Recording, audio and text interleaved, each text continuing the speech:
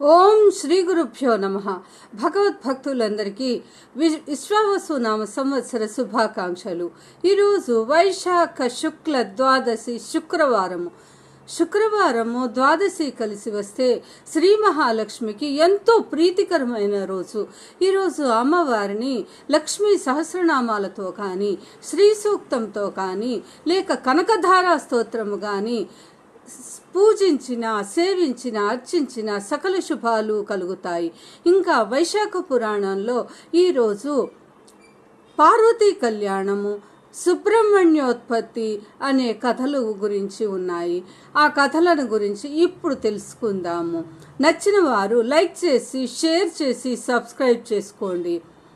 పూర్వము దక్షయజ్ఞ ధ్వంస అనంతరము పరమేశ్వరుడు తపోనిష్టలో మునిగిపోయాడు.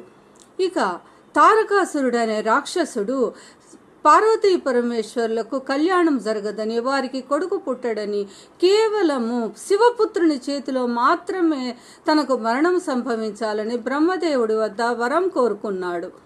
ఇక మేనకా హిమవంతులు ఆదిశక్తికై తపస్సు చేసి ఆమెను పుత్రికగా పొందారు.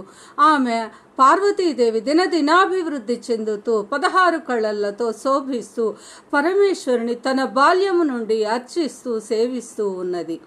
ఇక తారకాసురుని బాధలు పడలేక ఇంద్రాది దేవతలు బ్రహ్మదేవుని శరణు వేడితే బ్రహ్మదేవుడు తారకాసురుడు కేవలము శివపుత్రుని చేత మాత్రమే సంహరించబడతాడని చెప్పి వారికి కళ్యాణం జరిపించాలని, అందుకు మన్మధును ప్రేరేపించమని చెప్తే మన్మధుడు వెళ్ళి పరమేశ్వరునిపై సమ్మోహనాస్త్రం వేయబోగా శివుని 3వ నేత్రాగ్నికి ఆ మన్మధుడు దగ్ధమవుతాడు.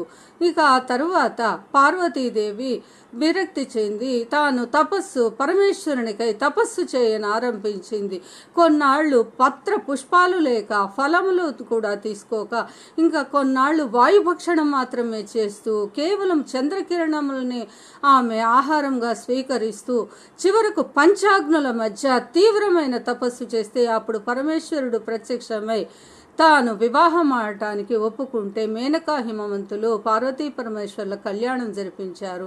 ఆ తర్వాత వారికి కుమారుడు జన్మించాడు. ఆ సుబ్రహ్మణ్యుడు తన శూలాయుధంతో తారకాసురుని సంహరించి లోకాలకి శాంతిని సమకూర్చాడు. ఇలా పార్వతీ పరమేశ్వరుల కళ్యాణము, షణ్ముఖోత్పత్తి విన్న మనందరము ధన్యులమయ్యాము. ఈ వీడియో నచ్చిన వారు లైక్ చేసి, షేర్ చేసి, సబ్స్క్రైబ్ చేసుకోండి. హర హర మహాదేవ, శంభో శంకర, హర హర హర.